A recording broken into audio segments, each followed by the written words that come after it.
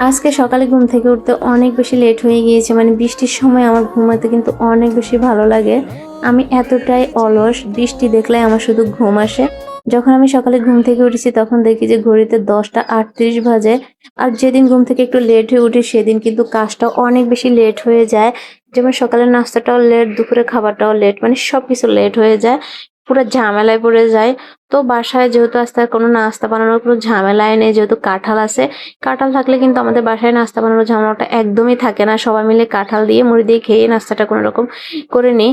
তারপরে নাস্তা করা শেষে এখন চলে এসেছি যে রুমটা একটু গোছাবো। তো প্রথমত বেডশিট একটু চেঞ্জ করবো, নতুন একটা বেডশিট বিছাবো। আর এই বেডশিটটা কিন্তু আমার অনেক বেশি পছন্দ। আমার অনেক বেশি ভালো লাগা কাজ করে। এই বেডশিটে ঘুমালে কিন্তু আমার অনেক বেশি ঘুম আসে। মানে আমার কাছে মনে হয় সাদা বেডশিটে ঘুমালে কিন্তু খুব ভালো একটা ঘুম হয়। আর আমার এই বেডশিটে কিন্তু আবার অনেক বেশি সফট, আর বেডশিট যদি কমফোর্টেবল হয় আপনার ঘুমটাও কিন্তু অনেক ভালো হবে। তো রুমটা গোছানো শেষে কিন্তু এই বেডশিটটা ঠিক করতে করতে আমার চোখে পড়ে অনেকগুলো জুল হয়ে আছে, যেহেতু আপনার ভাই এখন অনেক বেশি ব্যস্ততার কারণে এই কাজগুলো সে এখন করতে পারছে না। না হলে কিন্তু এই জুলগুলো পরিষ্কার করা কিন্তু সেই করে। আসলে আমি তেমন একটা করি না এগুলা। তো এখন এগুলা করা শেষে আমি কাঁথা এবং কম্বলটা ভাঁজ করে নিচ্ছি। যত শীত অথবা গরমই হোক না কেন, আমার খাটে কিন্তু এগুলা থাকে। যখন আমি এসিটা ছাড়ি তখন কিন্তু এই কম্বল ছাড়া আমি ঘুমাতেই পারি না।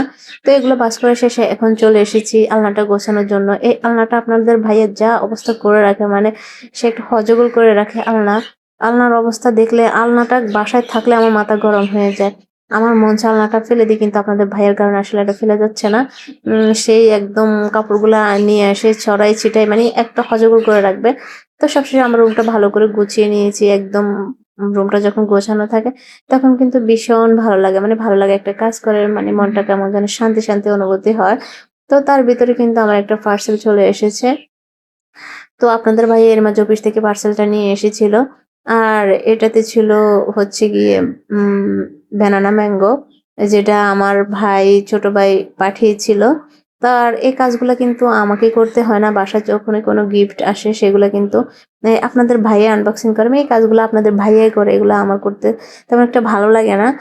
বা আমার করার কোনো চাপও থাকে না। সে এগুলো সবগুলো পরিষ্কার করে সুন্দর করে রেখে দেয়। আর আমার এই যে হাজবেন্ড যেহেতু অনেক বেশি ফল প্রেমী, সে তো যেকোনো ফল দেখলে মনে করো যে সে পাগল হয়ে যায়। সে এতটাই ফল বেশি পছন্দ করে, দেখতেই পাচ্ছ। ভিডিওতে দেখলে বুঝবা তোমরা সে কতটা ফল প্রেমী। তো এগুলা সবগুলো পরিষ্কার করা শেষে এখন সে এগুলো কোনগুলা কাঁচা পাকা সেগুলো আলাদা করে ফ্রিজে রাখার জন্য কিছু পলিথিনে ঢুকিয়ে রাখছে। এগুলা সবগুলো আমি ফ্রিজে তুলে নেবো আর কি। তো সবগুলো তুলে নেওয়া শেষে এখন আবার দুপুর হয়ে যাচ্ছে, মানে আমার ছেলে স্কুলে যাবে এখন। এমনিতে তো লেট হয়ে গিয়েছে, তার ভিতরে এগুলোর কারণে অনেক বেশি লেট হয়ে গেছে। এখন আমি খুব দ্রুত এই আমার ছেলেকে খাবার দেওয়ার জন্য মাছের ডিমটা খুব দ্রুত ভেজে নিচ্ছি। আর আমার হাতের মাছের ডিমটা খেতে কিন্তু অনেক বেশি ভালো হয়। তো সবাই ভালো থাকবে, আল্লাহ হাফেজ।